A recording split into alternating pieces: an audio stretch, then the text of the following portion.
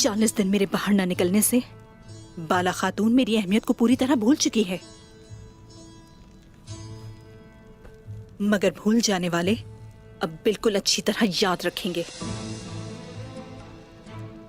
गोकचे, अब ये काम तुम्हारे जिम्मे है। केजल कबीले जाना होगा तुम्हें फौरन। इंतहाई माहिर और तेज काम करने वाली जितनी खवातीन हैं उन सबको लेकर आना है। आपका हुक्म है मलहुन खातून, मगर सलजान खातून ने इस काम की जिम्मेदारी बाला खातून को दी है। बाला खातून ने खवातीन के लिए मना कर दिया है। अब आपकी क्या राय है? कोई अगर मगर नहीं गोकचे। बाला खातून नहीं देख पा रही, कम वक्त में इतने कालीन नहीं तैयार हो सकते। और हम कुछ गलत नहीं कर रहे, मदद करना चाह रहे हैं। कबूल करना ना करना बात की बात है। अब जाओ और खवातीन को लेकर आओ।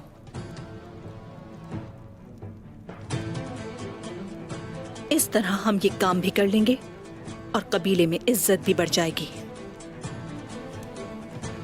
गोकचे सुनो, कुछ और भी कहना है तुमसे। और हान की हिफाजत के लिए 2 बाएतमाद खवातीन देखो। वो हर वक्त खेमे में रहेंगी। मालूम है ना, आजकल हालात कुछ ठीक नहीं चल रहे।